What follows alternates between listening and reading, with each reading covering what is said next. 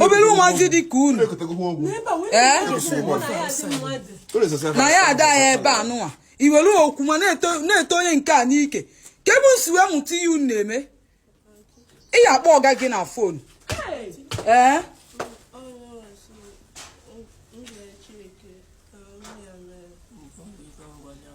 Mani no kina mebia before. Gide mi before gis man na etinye amunike. Ko yen ka ka okuma n'aka. Na ba nke na akonye n'ike. Ngwa biye na amugosi aya. Ngwa biye na amugosi aya. Wow, ndị paru na afọ da short video no na neketa. Jehova. Una mkwa ebe na ezo maza ha de. Agwa m ndị ihe na-eme. Ihe na-eme and ihe na-emebi. I happily high kwesịrị ime as ndị mmadụ as ụwa imago, we end up following development, we end up channeling our energy na development bịa n'ike kwan everybody will follow the trending and speed of development hapụzie ime ihe as ndị Igbo bụ nwee culture and tradition. I will hapụzi ihe anyị kwesịrị ibend down wele okwu chọba ihe daba na mmiri anyị wele aka n'isi na-achọ ihe daba na mmiri. Ụmụazị apekata mpe 12 to 14 years. Kedu onye kụziri ụmụazị a na-eme nwoke na nwoke n'ike? Ọ bụrụ maka gịnị? Too much of exposure, too much of uncle, too much of brother, too much of nwanne, too much of friends. And we story very dark man share a few months ago, so I made all of that the way for that video. Also, one small boy, in this video, at least you should have would come across that video on social media.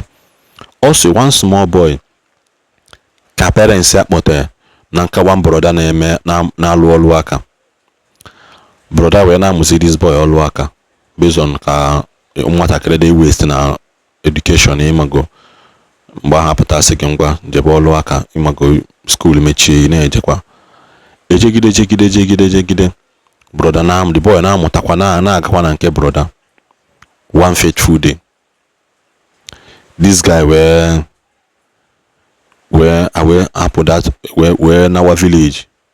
The small boy were jeje gụgba nwoke ibie ebe ejide ha. Gịnị me nna kere ebe isi wee mụta ya osino ihe that brother ahụ na-eme ya. Which brother? Ewe sị na brother na-amụ ọlụ n'aka ya. Akwakwu nna afụ asị brother ka na-amụ ihe eje meetie brother achọghị raise alarm because raise alarm brother ya agba ọsọ. Asị oke ememi eje heri eje meetie brother kpọọ police. Brother dị na ya the thing no nwere ihe o mere small boy ebe eje ụlọ ọgwụ weje test ya that boy. At least I can account the story of my because it's still playing in my head. Eje this boy we test for na this boy yes indeed na gịnị me na ejele n'ike this boy.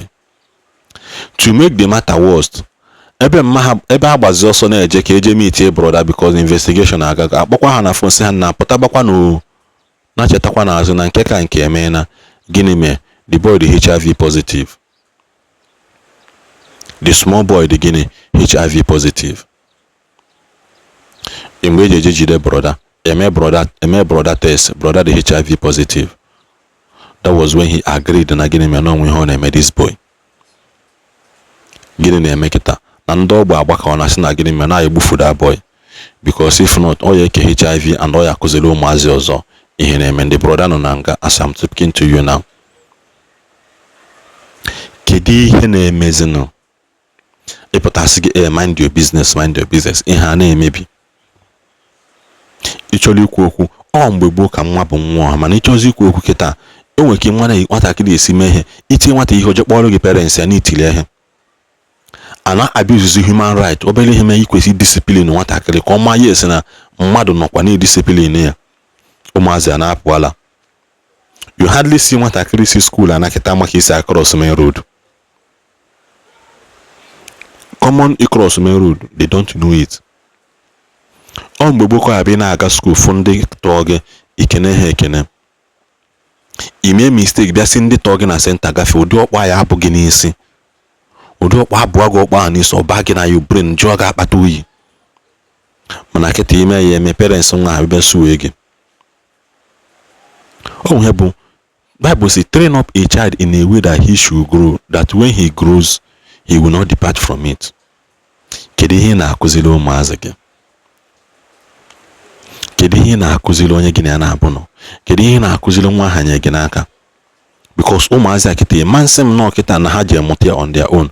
Ha for ya somebody because the other one ajụrụ ya sị ya nke ajụ asị na onye nwa ji okoma n'aka azịla nna ị na-emebu n'ihe emebunu ị na-emebi emebi wee ma gịnị mere na-eto okwuma oke ọ na-ega anya 4 vesilion sị ka o tee okwuma wee mee gịnị wee entrance ụmụ obele nwa onye mmadụ ihe ga-go on in our society ọ before ka ihe afọ ụmụazị anọkọ ọnụ nọkọsi ọnụ mago onwe ihe na mana kịta ọ bụ na ha ihe afọ nwatakịrị 15 years anaghị akọ boyfriend na na-akọ mehedia man friend all the surprise in the case na that nwa ha na-asị na anya na pastor dinner. It will be shocking to you to know that girl of 14 years man onwe gị enyi nwoke na-abụ and ụmụ enyi nwoke na-aba na-akwasị ya iko in our society na 14 years ine ifili kwa na-eme ihe brother adalụ nwatakịrị gị na Amazon una no as big as I am ụjọ na-atụ m dị na be nwoke ibe m despite knowing the type of job m na-alụ except kwa na ya nọ in a location ndị mmadụ hili nne mana ọ na mma gị ọfụma ọ hadịkwa very hard nwe ihe bụ very hard most times chi eji nsi surulele around 11 p.m. na anabe m man onwe mgbosi many times anọgo m SMS around 11:30 12 ebe aka nọ one boy one day ọ na-akọ ile na moto asị na moto CCM na-agbapụta tuleki ọ na-akọ na nwaanyị ọbụla efu n'ezi by this time of the night bụ akwụna ka ọ nji wesi ya gịnị so onwezi onye nwe emergency like mgbosi mbata Lagos n'ime abalị onwezi a na-akọ nsisi onye bụ nwoke nna bịakwa bịa bulu m na airport ifi ya n'ụzọ na time a ka ọ na-abata bịa bulu mmadụ isi a na-aba akwụna ka ọ I could be in a moto. But it's so shocking that a lot of men are also buying into that idea. That is when you join most of them that question. See, only now, in a police issue, obu negiji ezuro, ipo mage, or one negi osi ya de bia back or bia be luigi that night, and ki yalela on a station, obi luzagi bulugi wema. Does it mean that magi or one negi wanya na bia beligi, woko zofia nuzo kona abana moto or kona aga somewhere? At by that time of the night, being around after 12, does it mean now when I call everybody mechion? There are some certain things we don't allow into our head. On your mama, that guy, those people build go that mentality in him. You say on a boon, and how succeed is it? On a boon, or day, and we go more and other bumbo na boon. Can you kill a look? On a boon, and a bumbo. So if we say one we can and one and bumble like this, where like that day you video JPEG post one certain time when you actually may travel. You postpone the travel from 5 p.m. to 7 p.m. from 7 p.m. to 10, from 10 to 1 a.m. He now drove in come on or you bulunye measure video post here. Or if that woman goes in that kind of woman goes in the airport, but you say or I say job back on your mom be by this time. Circumstances occurs. And you shouldn't use your mentality to judge how people have to live their life. Everybody is accountable to their life unto God, not to man.